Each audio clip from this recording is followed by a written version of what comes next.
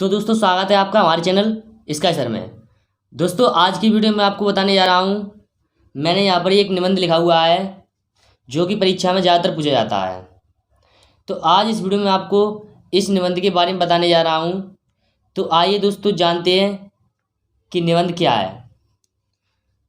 तो निबंध है आधुनिक भारत में नारी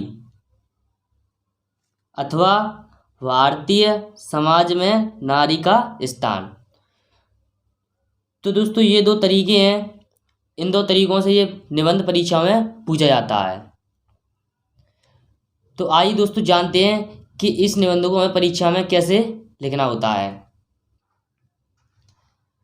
तो आइए देखते हैं। तो यहाँ पर देखें दोस्तों, सबसे पहले हमने यहाँ पर इसकी रूपरेखा लिखी हुई हैं कि इसकी रूपरेखा क्या क्या है।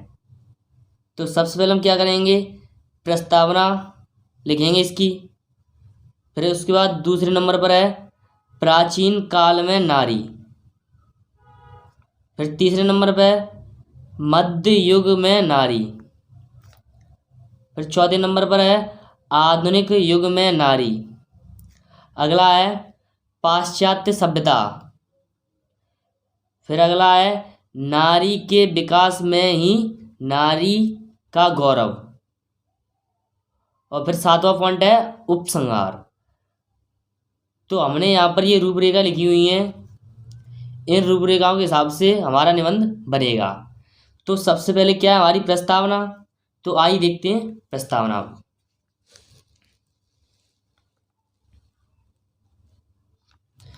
तो यहाँ देखेंगे प्रस्तावना में सबसे पहले क्या क्या लिखा हुआ है इसमें। तो प्रस्तावना में देखेंगे कि नारी के बिना सृष्टि अधूरी है। नारी के बिना क्या है, सृष्टि अधूरी है। वह माता, बेटी, पत्नी, देवी एवं प्रेमिका आदि के रूप में जानी जाती है। यानी नारी को किन के रूप में जाना जाता है, माता, बेटी, पत्नी, देवी और प्रेमिका के रूप में। ठीक है। नारी के बिना मानव अधूरा है। नारी के बिना क्या है, मानव अधूरा है। मानव पर उसका अमूल्य उपकार है। वह पुरुषों की सहभागिनी, जीवन संगिनी है। तो ये तो हो चुका क्या, प्रस्तावना। तो प्रस्तावना में आपको ये सब लिखना होगा। अब प्रस्तावना के बाद अपनी दूसरी हेडिंग है प्राचीन काल में नारी। तो इसमें क्या लिखना है आइए जानते हैं। तो इसमें आपको लिखना होगा कि प्राचीन काल में नारी का महत्वपूर्ण स्थान था। नारी के बिना कोई भी धार्मिक कार्य पूर्ण नहीं होता था। यानी प्राचीन काल में क्या था कि नारी का बहुत ही ज़्यादा महत्वपूर्ण स्थान था और नारी के बिना कोई भी धार्मिक कार्य पूरे नहीं होते थे। सीता, अनसुईया, गार्गी एवं सावित्री इसके प्रत्यक्ष उदाहरण हैं।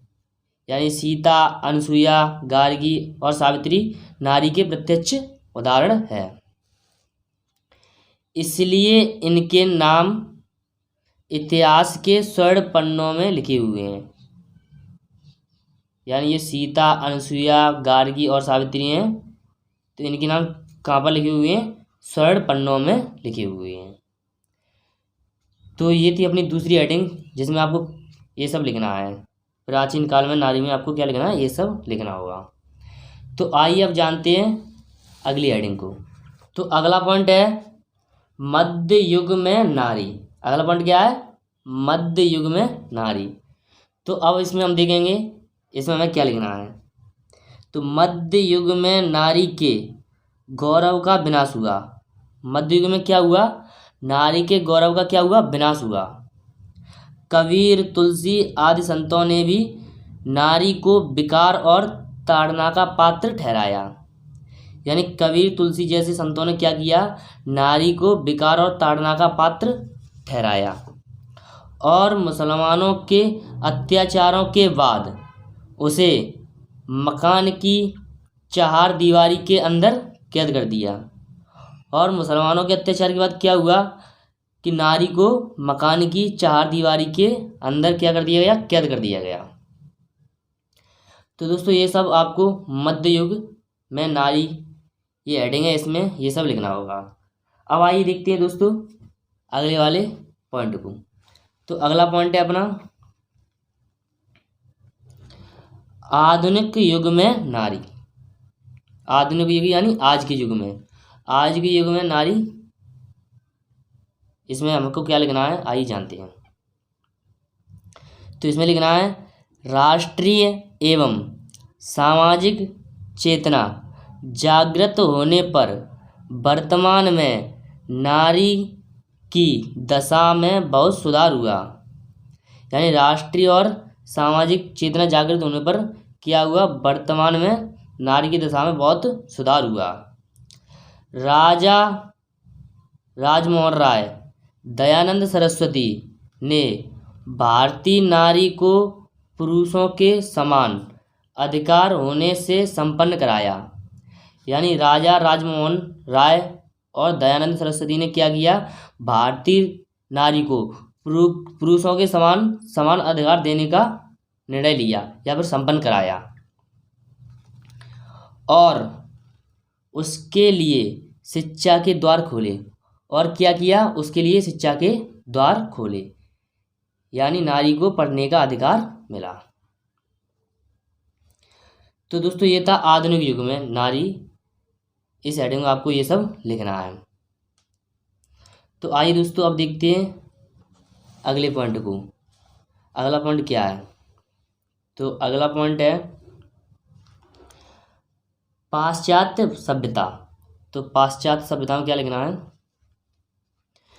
पाश्चात्य सभ्यता के बाद आज भारतीय नारी अपने प्राचीन आदर्शों और मान्यताओं को तिलांजलि दे रही है। यानी पाश्चात्य सभ्यता के बाद आज भारतीय नारी क्या कर रही है, अपने प्राचीन आदर्शों और मान्यताओं को क्या दे रही है, तिलांजलि दे रही है। भोग विलास, मौज मस्ती और खाओ पियो मौज उड़ाओ के गलत मार्ग का अनुसरण कर रही है। यानी आज नारी क्या कर रही है, भोग विलास, मौज मस्ती और खाओ पियो मौज उड़ाओ के गलत मार्ग का अनुसरण कर रही है। करुणा, ममता, कोमलता और स्नेह को त्याग कर अपनी छवि को धूल में मिला रही है। यानी नारी क्या कर रही है, करुणा, ममता, कोमलता और स्नेह को त्याग कर अपनी छवि को क्या कर रही है, धूल में मिला रही है। तो दोस्तों ये सब आपको लिखना है पाश्चात्य सभ्यता में, इतना सब। तो अब आइए दोस्तों देखते हैं अगली हेडिंग को। तो दोस्तों अगली हेडिंग है अपनी कि नारी के विकास में ही नारी का गौरव। तो इसमें हम पढ़ेंगे अब कि नारी के विकास में ही नारी का गौरव समाया हुआ है। यानी नारी के विकास में ही क्या है, नारी का गौरव समाया हुआ है। महात्मा गांधी, पंडित जवाहर लाल नेहरू, सरदार वल्लभ भाई पटेल, लाल बहादुर शास्त्री, यानी लाल बहादुर शास्त्री,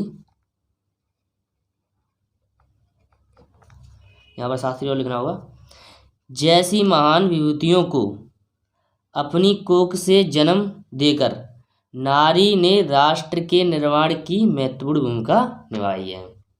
यानी नारी ने क्या किया है, महात्मा गांधी, पंडित जवाहरलाल नेहरू, सरदार वल्लभ भाई पटेल, लाल बहादुर शास्त्री जैसे महान नेताओं को क्या किया है, नारी ने जन्म दिया है और राष्ट्र के लिए क्या किया है, महत्वपूर्ण भूमिका निभाई है।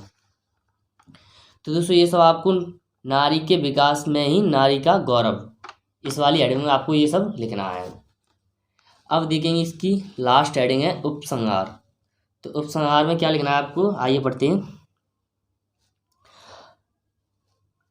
आज इस बात की जरूरत है कि भारतीय नारी को वर्तमान समय में पाश्चात्य सभ्यता को छोड़कर अपने प्राचीन उत्तम आदर्शों को स्वीकार करना चाहिए। ऐसा होने पर वह ऐसा स्थान प्राप्त कर लेगी जो देवी देवताओं के लिए दुर्लभ है, तो उसका भविष्य उज्जवल और मंगलमय रहेगा। तो दोस्तों ये सब मैंने आपको पढ़कर बता दिया है। ये आपको क्या लिखना है, उपसंहार में लिखना है। तो दोस्तों मैंने यहाँ पर